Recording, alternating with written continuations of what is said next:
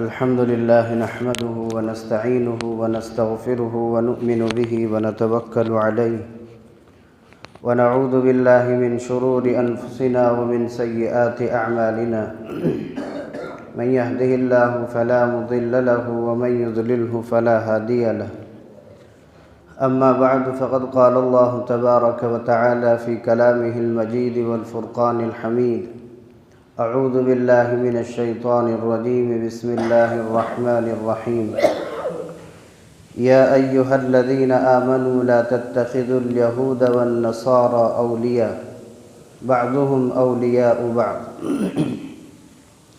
وعن أبي برزة الأسلمي رضي الله عنه قال قال رسول الله صلى الله عليه وسلم لا تزول قدم عبد يوم القيامة حتى يسأل عن عمره فيما أفناه وعن علمه فيما فعل وعن ماله من أين اكتسبه وفيما أنفقه وعن جسمه فيما أبلاه رواه الترمذي صدق الله العظيم وصدق رسوله النبي الكريم ونحن على ذلك لمن الشاهدين والشاكرين والحمد لله رب العالمين۔ حاضرین محترم، آج میں نے جس عنوان کا انتخاب کیا ہے وہ آنے والے دن سے متعلق ہے، جس کو ہم نیا سال کہہ رہے ہیں۔ اس دن سے متعلق ہے کہ نئے سال کی شریعت میں کیا حیثیت ہے، شریعت میں اس سلسلے میں کیا رہنمائی ہے، کیا رہبری ہے، شریعت کیا کہتی ہے۔ چونکہ ہماری زندگی شریعت کے دائرے کار میں گھومتی ہے، شریعت سے باہر ہماری زندگی یہ نفسانی زندگی ہے، شریعت کے اندر کی زندگی یہ اللہ کی اطاعت والی زندگی ہے۔ اس لیے ہمیں دیکھنا ہے کہ ہمارا ہر عمل شریعت کے مطابق ہے یا نہیں، آنے والا دن شریعت میں کیا حیثیت رکھتا ہے یہ ضروری ہے۔ اس لیے میں نے جس عنوان کا انتخاب کیا ہے یہ عنوان آج کے دور کے اعتبار سے قابل توجہ ہے۔ ہم جانتے ہیں کہ یہ سال رواں جو سال چل رہا ہے یہ بہت جلد ختم ہو جائے گا اور بہت جلد ایک نئے سال کی ابتدا ہو جائے گی، لیکن ہمیں یہ سوچنا ہے کہ سال کا اختتام یا سال کی شروعات یہ خوشی یا غمی کا سبب ہے یا نہیں۔ سال کا ختم ہونا یہ خوشی کا سبب ہے یا غمی کا سبب ہے، یا نئے سال کا شروع ہونا یہ خوشی کا سبب ہے یا غمی کا سبب ہے۔ ظاہر ہے کہ سال کے ختم ہونے سے نہ خوشی آتی ہے، نہ سال کے ابتدا ہونے سے خوشی آتی ہے، نہ غمی آتی ہے نہ خوشی آتی ہے۔ خوشی تو اللہ کی طرف سے آتی ہے اور غم بھی اللہ کی طرف سے آتے ہیں۔ خوشی کے لیے کسی دن کے آنے کا انتظار بھی نہیں کیا جا سکتا اور غم کے لیے کسی دن کے آنے کا انتظار نہیں کیا جا سکتا۔ یہ نہیں کہا جا سکتا کہ فلاں دن آئے گا تو ہم خوش ہوں گے، اس لیے کہ خوشی کا پیدا کرنے والا اللہ ہے، غموں کو پیدا کرنے والا اللہ ہے، تکالیف کا دینے والا اللہ ہے، تکالیف کو دور کرنے والا اللہ ہے۔ تو خوشیوں کا دینے والا بھی اللہ ہے، غموں کو دینے والا بھی اللہ ہے، غموں کو ختم کرنے والا بھی اللہ ہے اور غموں کو لانے والا بھی اللہ ہے۔ تو سال کے اختتام سے نہ کسی کو خوش ہونے کی ضرورت ہے اور نہ سال کی ابتدا سے کسی کو خوش ہونے یا غم کھانے کی ضرورت ہے۔ بلکہ کرنا کیا ہے؟ کرنا یہ ہے کہ سال کا اختتام یا سال کی ابتدا ہمیں احتساب نفس کی دعوت دیتا ہے کہ ہم نے ایک سال مکمل کر لیا ہے، ہم نے سال بھر میں کیا کیا ہے۔ یہ احتساب کی دعوت دیتا ہے کہ کیا کر کے آئے ہو، سال مکمل ہوا کیا کیے، سال شروع ہو رہا ہے کیا تمہارا لائحہ عمل ہے، کیا تم نے سوچ رکھا ہے، ہم آئندہ کیا کریں گے۔ یہ دعوت تو ضرور دیتا ہے۔ یہاں ایک بات اور سمجھنے کی ہے کہ جس چیز کو ہم نے سال کی ابتدا سمجھا ہوا ہے، جس چیز کو ہم نے سال کی ابتدا سمجھا ہوا ہے، یہ سال کا ابتدا نہیں ہے، یہ سال کا ابتدا نہیں ہے۔ اور سال ابتدائی سال کا منانا یا سال کے ختم ہونے کو تصور کرنا یہ شریعت کے اندر نہیں ہے، یہ اسلامی طریقہ نہیں ہے، اسلام نے ایسا کوئی طریقہ نہیں دیا ہے۔ ہمیں اللہ تعالیٰ نے ایک نظام دیا ہے، ایک نظام دیا ہے نبی کریم صلی اللہ علیہ وسلم کے واسطے سے کہ تمہیں زندگی اگر گزارنی ہے تو وہ نبی کریم صلی اللہ علیہ وسلم کے طریقے پر، اس کے علاوہ کا طریقہ تمہارے لیے نمونہ نہیں ہے۔ اللہ نے فرمایا لَقَدْ كَانَ لَكُمْ فِي رَسُولِ اللَّهِ أُسْوَةٌ حَسَنَةٌ کہ اللہ تعالیٰ نے اللہ کے رسول میں ایک اسوہ حسنہ رکھا ہے جس کو دیکھ کر کے تم چل سکتے ہو، جس کی روشنی میں اپنی زندگی گزار سکتے ہو، جو تمہارا آئیڈیل ہے، جہاں سے تم کچھ چیز سیکھ سکتے ہو، وہ نبی کریم صلی اللہ علیہ وسلم کی ذات اطہر۔ اس کے علاوہ دنیا میں جتنے انسان آئے ہیں آپ کے بعد، ان کی زندگی نمونہ نہیں ہے، ان کی زندگی نمونہ نہیں ہے، اس لیے کہ نبی سے بڑھ کر کے کسی کو علم نہیں دیا گیا، نبی سے بڑھ کر کے کوئی تجربے کار دنیا میں پیدا نہیں ہوا۔ تو جس نبی نے ہمیں جینے کا طریقہ دے دیا ہے وہی طریقہ صحیح ہے، اس کے علاوہ سب طریقے غلط ہیں۔ اب اگر اس کے اندر ہمارے مزاج کے مطابق شریعت میں کوئی چیز نہ ہو، یہ الگ چیز ہے، اس لیے کہ شریعت مزاج کا نام نہیں ہے، شریعت نام ہے اسلام کا، کہ اپنے آپ کو اس کے حوالے کر دینا ہے، جو اللہ نے کہا، جو نبی نے کہا وہ ہمیں ماننا ہے۔ یہ اسلام اور یہ مسلمان ہونے کا مطلب ہے۔ مسلمان ہونے کا مطلب یہ نہیں کہ ہم جتنی چاہے دنیا کے اندر لذتیں اڑائیں اور جتنی چاہیں اپنی خواہشوں کو پوری کریں، یہ مسلمان ہونا نہیں ہے، یہ تو خواہشوں کا پجاری ہونا ہے، اپنی شہوتوں کے پیچھے پڑنا ہے۔ تو ہمیں جو شریعت نے رہبری دی ہے، اس رہبری پر اور شریعت کی ان تعلیمات پر ہمیں عمل کرنا ہے۔ چنانچہ قرآن پاک کے اندر اللہ تعالیٰ نے جو زندگی ہمیں دی ہے، جو زندگی ہمیں دی ہے، اس زندگی کی ایک آخری چیز، یعنی زندگی کی سب سے کم چیز سانس لینا ہے۔ انسان جو سانس لیتا ہے وہ سیکنڈ سے کم میں سانس لے لیتا ہے اور سیکنڈ سے کم میں سانس چھوڑ دیتا ہے۔ اس سے آگے بڑھتے ہیں تو سیکنڈ ہماری زندگی کا بہت اہم حصہ ہے، ایک سیکنڈ ہماری زندگی کا بہت اہم حصہ ہے۔ اگر یہ سیکنڈ نہ ہو ہماری زندگی نہیں ہو سکتی۔ اس کے بعد سیکنڈ سے آگے بڑھتے ہیں تو ہماری زندگی کا ایک حصہ منٹ ہے۔ اس سے آگے بڑھتے ہیں تو ہماری زندگی کا ایک بہت بڑا حصہ گھنٹہ ہے۔ اس سے آگے بڑھتے ہیں تو ہماری زندگی کا بہت بڑا حصہ دن اور رات ہے۔ اس سے آگے بڑھتے ہیں تو ہماری زندگی کا بہت بڑا حصہ ایک پورا مہینہ ہے۔ اس سے آگے بڑھتے ہیں تو ہماری زندگی کا ایک بہت بڑا حصہ پورا سال ہے۔ اس سے آگے بڑھتے ہیں تو سب سے بڑا حصہ ہماری زندگی کا پورا زمانہ ہے، جس کو ہم زندگی کہتے ہیں۔ اللہ تعالیٰ نے قرآن پاک میں قسم کھائی ہے، والعصر، قسم ہے زمانے کی، پورے زمانے کی، ہماری اور پوری انسانیت کی زندگی کی اللہ نے قسم کھائی ہے، والعصر، قسم ہے زمانے کی۔ اللہ تبارک و تعالیٰ قسم کھا رہے ہیں، اندازہ کیجئے کیا سمجھانا اللہ چاہتے ہیں۔ اللہ کو کیا ضرورت ہے قسم کھانے کی؟ اللہ کو کیا ضرورت ہے قسم کھانے کی؟ قسم تو وہ کھائے جس کو اپنی بات منوانے کے لیے کسی کی احتیاج ہو، ضرورت ہو۔ اللہ کو تو کسی کی بات منوانے کی ضرورت ہی نہیں ہے، لیکن اللہ قسم کھا رہے ہیں، والعصر، قسم ہے زمانے کی۔ کیوں؟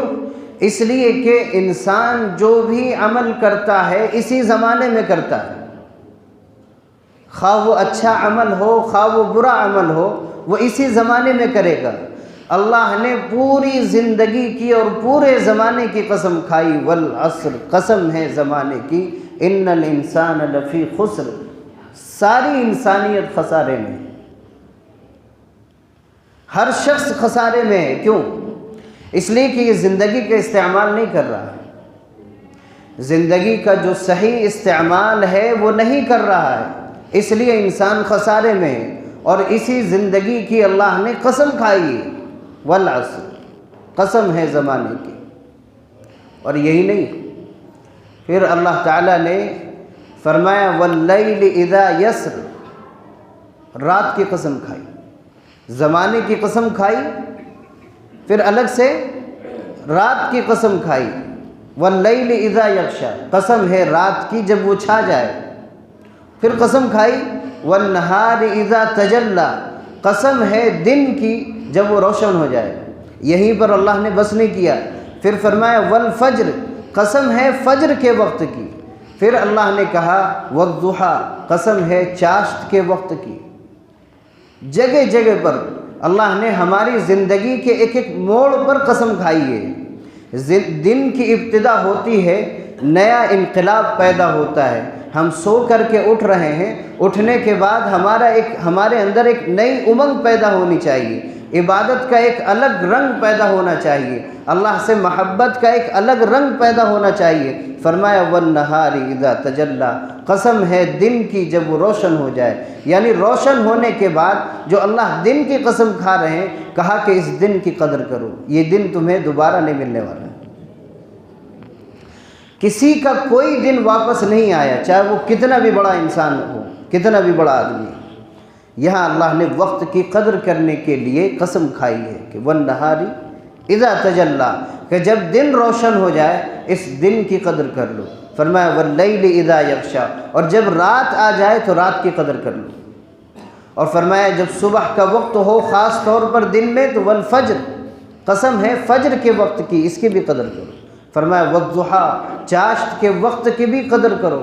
فرمایا والعصر، عصر کے یعنی زمانے کی قسم کھائی ہے کہ زمانے کو قدر کرو، جو زمانہ، جو زندگی، جو لمحہ، جو منٹ، جو سیکنڈ، جو دن اور رات اور مہینے اور سال اللہ نے دیے، اس کی قدر کرو۔ کیوں؟ اس لیے کہ ان سیکنڈ کے بارے میں، منٹ کے بارے میں، گھنٹے کے بارے میں، دن و رات کے بارے میں، سال کے بارے میں، مہینے کے بارے میں، زندگی کے بارے میں اللہ کل قیامت میں پوچھیں گے۔ میں نے حدیث پڑھی ہے، اللہ کے نبی صلی اللہ علیہ وسلم نے ارشاد فرمایا کہ لا یزول قدم عبد، کہ اللہ تعالیٰ کل قیامت کے دن بندوں سے سوال کریں گے اور بندوں کے قدم اس وقت تک وہاں سے ہل نہیں پائیں گے جب انہیں 5 سوال نہ کر لیا۔ عن عمرہ فیما افنا، عمر کے بارے میں سوال ہوگا کہ اس کو کہاں گوایا، کہاں لگایا۔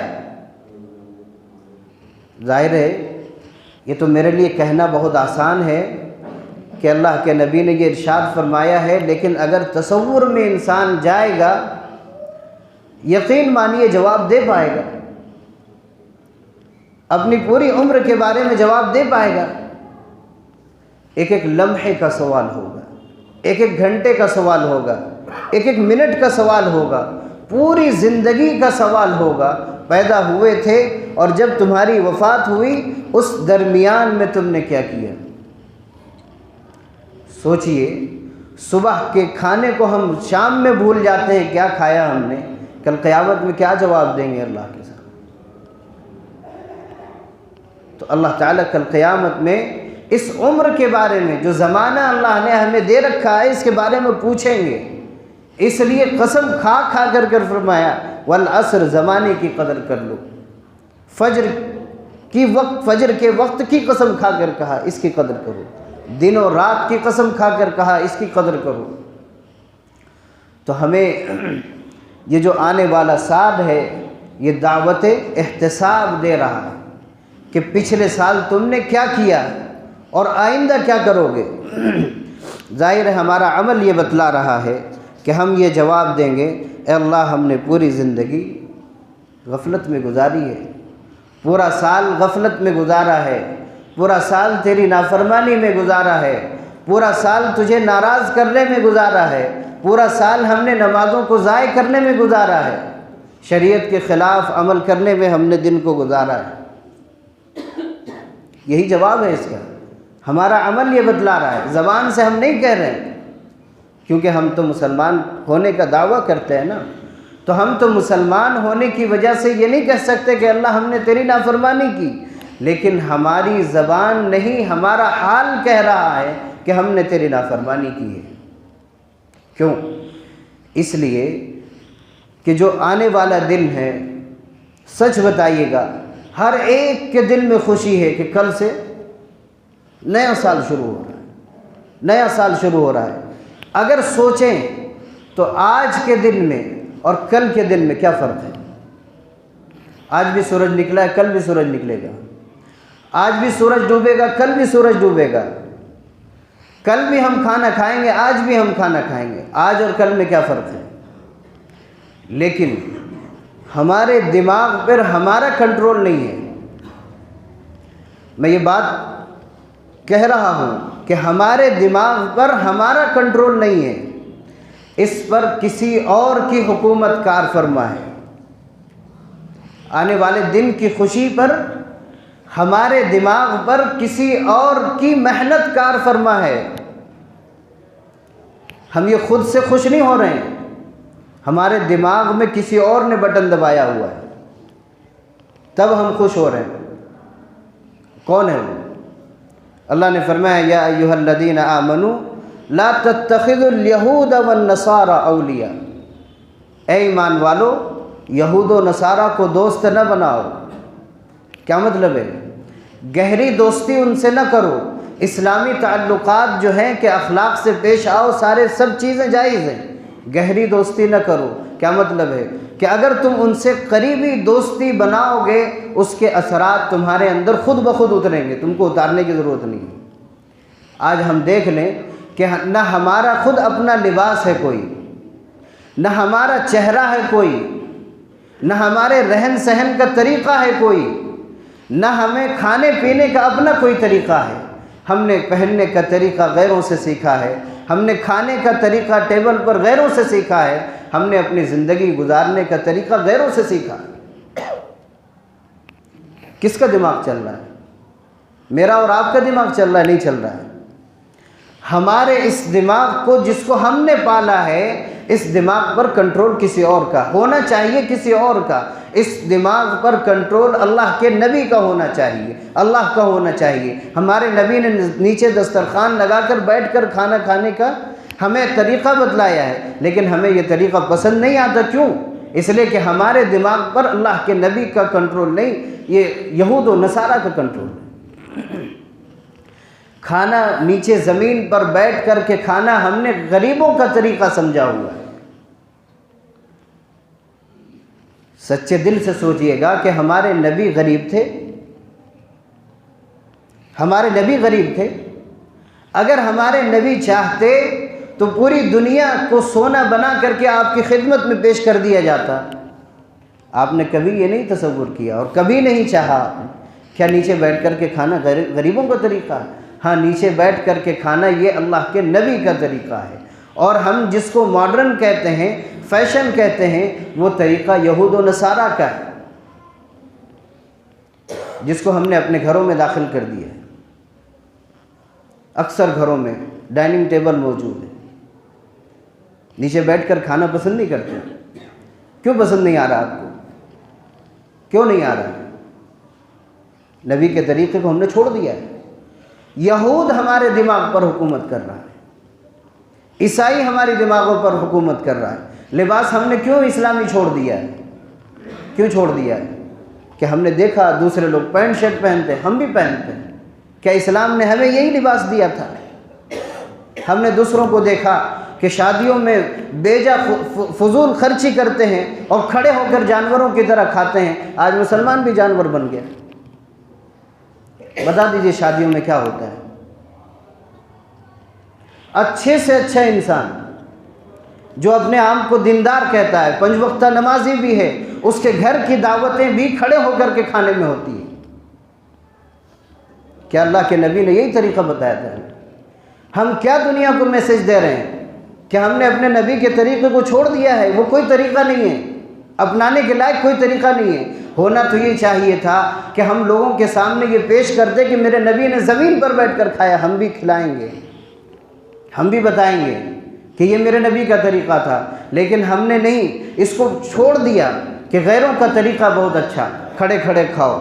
پہلے تو بیٹھ کر بھی کھاتے تھے، اب تو بالکل انسان سے ہٹ کر کے جانوروں کے فہرست میں آ گیا. برا نہیں مانیے گا، یہ کھڑے ہو کر کھانا کس کی صفت ہے؟ کس کی صفت ہے؟ اندازہ کیجئے. جانور بیٹھ کر بہت کم کھاتا ہے، اس کا کھانا اکثر کھڑے ہو کر کے ہوتا ہے. ہماری شادیوں میں حتیٰ کہ عقیقے لوگ کرتے ہیں، اس میں بھی کھڑے ہو کر کے لوگ کھاتے ہیں. ایک سنت کی ادائیگی ہو رہی ہے اور وہاں اور پوچھا جائے تو سب یہی کر رہے ہیں، سارے لوگ یہی کر رہے ہیں. تو کیا اللہ کے نبی نے تمہیں ایسے ہی چھوڑ دیا تھا کہ جو چاہو کرو؟ اللہ نے اپنے انبیاء کو اسی لیے بھیجا تھا کہ انسان جس طرح کی زندگی گزار کر کے آئیں، تمہیں کچھ کرنے کی ضرورت نہیں ہے. بڑے ہمارے لیے بڑی سوچنے کی چیز ہے. آج ہم نیا سال مناتے ہیں، برتھ ڈے مناتے ہیں اور سالگرہ مناتے ہیں شادی کی. کس کا طریقہ ہے یہ؟ اللہ کے نبی کو کبھی دیکھا آپ نے 11 نکاح فرمائے ہیں. کتنی مرتبہ آپ نے سالگرہ منائی ہے؟ کتنی دفعہ منائی ہے؟ آپ کی یوم پیدائش پر صحابہ نے کتنی دفعہ برتھ ڈے منایا ہے؟ اور نیا سال کتنی دفعہ منایا ہے؟ تو جب اللہ کے نبی نے منایا نہیں تو مسلمان منا کہاں سے رہا؟ اس کو سکھایا کس نے؟ کس نے سکھایا؟ یہودیوں نے سکھایا، عیسائیوں نے سکھایا. یہ سال کا جشن منانا یہودیوں کا، عیسائیوں کا طریقہ ہے. کس کا طریقہ ہے؟ عیسائیوں کا طریقہ ہے. یہ ان کے یہاں کا تصور ہے. کیوں؟ یہ جو ہم تاریخ لکھتے ہیں شمسی، جس کو ابھی نیا سال جو ختم ہو رہا ہے اور آنے والا نیا سال ہے، اس سال کو کیا لکھتے ہیں؟ کیا لکھتے ہیں؟ عیسوی لکھتے ہیں. عیسوی لکھتے ہیں نا. یہ عیسوی حضرت عیسیٰ کے زمانے سے اس کی تاریخ چلی آ رہی ہے. تو نیا سال منانا اس عیسوی تاریخ سے کس کا طریقہ ہوگا؟ حضرت عیسیٰ کا نہیں، عیسائیوں کا طریقہ ہوگا. اور ہجری تاریخ کس کو کہتے ہیں؟ جب آپ نے ہجرت فرمائی تھی اس وقت سے ایک نیا کیلنڈر مرتب ہوا تھا.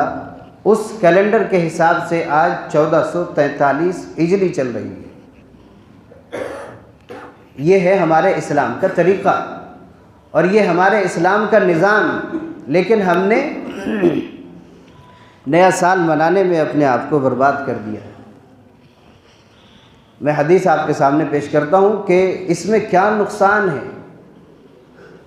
کیا ہو گیا؟ ہم نے غیروں کا طریقہ اپنا لیا، کیا ہو گیا؟ عیسائیوں کا طریقہ اپنا لیا تو کیا ہو گیا؟ یہ بھی تو ایک سوال پیدا ہو سکتا ہے کہ زندگی میں ہم نے بہت کچھ عیسائیوں کا اپنایا ہوا ہے، تو ایک یہ بھی طریقہ ہم نے اپنا لیا تو کیا ہوا؟ آپ کو ایک عام سی مثال دیتا ہوں جو حدیث ہی کی روشنی ہے کہ آپ 10 محرم کو روزہ رکھتے ہیں اور صحابہ نے بھی 10 محرم کا روزہ رکھا. اللہ کے نبی صلی اللہ علیہ وسلم جب مدینہ تشریف لائے دیکھا کہ یہود بھی اس دن روزہ رکھ رہے ہیں. یہاں گویا مسلمان اور یہود ایک ہی دن عبادت کر رہے ہیں. اللہ کے نبی نے فرمایا کہ اگر آئندہ سال میں زندہ رہا تو ایک دن اور روزے رکھوں گے. مخالفت کرو ان کی. کہیں فرمایا خالف المشرکین، مشرکوں کے اعمال کی مخالفت کرو کہ وہ لوگ مونچھیں بڑھاتے ہیں، داڑھیاں کٹواتے ہیں، تم داڑھیاں بڑھواؤ، مونچھوں کو تراشو. آج مسلمان داڑھی صاف کر رہا ہے، مونچھیں بڑھا رہا ہے. کہاں جا رہا ہے؟ مسلمان کہاں گیا ہے؟ تو اللہ کے نبی نے تو یہود و نصارہ کی مخالفت کا حکم دیا کہ اگر کوئی نیک عمل بھی وہ کرتے ہیں تم اس کی مخالفت اس میں بھی کرو، ایک روزہ اور بڑھا کر کے رکھو۔ کیوں؟ اس لیے کہ حدیث میں آیا کہ لیس منا من تشبہ بغیرنا، کہ جو ہمارے غیروں کی، غیر کون ہیں؟ یہود و نصارہ۔ اس زمانے میں غیر کون تھے؟ یہود تھے، نصارہ تھے، مشرکین تھے۔ فرمایا جو ہمارے غیروں کی مشابہت اختیار کرے گا وہ ہم مسلمانوں میں سے نہیں ہیں۔ ہم اپنا جائزہ لے لیں کہ ہم نے کس کے طریقے کو اپنایا ہوا ہے اور ہمارا شمار کن لوگوں میں ہے۔ فرمایا لا تشبہوا بالیہود ولا بالنصارى، کہ نہ یہود کی مشابہت کرو نہ عیسائیوں کی، بلکہ مخالفت کرو۔ کیوں مخالفت کرو؟ فرمایا کہ من تشبہ بقوم فہو منہم، کہ جو قوم جس قوم کی مشابہت اختیار کرے گی کل قیامت میں اسی قوم کے ساتھ اس کا حشر ہوگا۔ ہم تو یہاں دنیا میں مسلمان بن کر کے زندگی گزارتے رہے اور طریقہ ہم نے غیروں کا اختیار کیا، کل قیامت میں کیا یہ امید رکھتے ہیں اللہ سے کہ ہمیں مسلمانوں کی فہرست میں اٹھائیں گے؟ کیا تصور ہے ہمارا؟ اس حدیث کی روشنی میں کیا تصور ہے ہمارا؟ اس حدیث کی روشنی میں ہمارا یہ تصور ہونا چاہیے کہ کل قیامت میں نعوذ باللہ اٹھائے جائیں گے، غیروں کی فہرست میں اٹھائے جائیں گے، کیسا لگے گا؟ اس لیے ہمیں اسلامی ڈھنگ اپنے اندر داخل کرنا ہے۔ ایک شخص نے سوال کیا کہ جب مسلمان جاتا ہے داڑھی رکھ کر کے کسی ملازمت میں تو کہتا ہے کہ پہلے داڑھی مونڈ کر کے آؤ پھر تمہیں ہم ملازمت میں رکھیں گے۔ ہمارا مسلمان جاتا ہے کلین شیو ہو کر کے پہنچ جاتا ہے کہ ٹھیک ہے، ہم کو اس کی کوئی اہمیت تھوڑی نہ ہے، کوئی اہمیت نہیں ہے، اس کو تو ہم آپ کہیں گے مڑا دیں گے، وہ کہے گا ہم مڑا دیں گے، اس کی کیا حیثیت؟ یہ تو سنت ہی تو ہے، یہی تو ہے۔ آپ دوسری قوم کو دیکھیے جس کو ہم سردار کہتے ہیں، ان کا عمل قابل عمل ہے ہمارے لیے، کبھی اس طرح نہیں چلاتے ہیں اور کسی جگہ ان کو کوئی دقت پریشانی پیش نہیں آتی۔ کیوں نہیں آتی ہے؟ اس نے اس کو اہمیت دی ہے کہ یہ ہمارے اسلام، ہمارے مذہب کا حصہ ہے، ہماری گردن کٹ سکتی ہے، یہ داڑھی نہیں کٹ سکتی ہے۔ ہمارے مسلمانوں نے اس کی کوئی توجہ نہیں دی ہے۔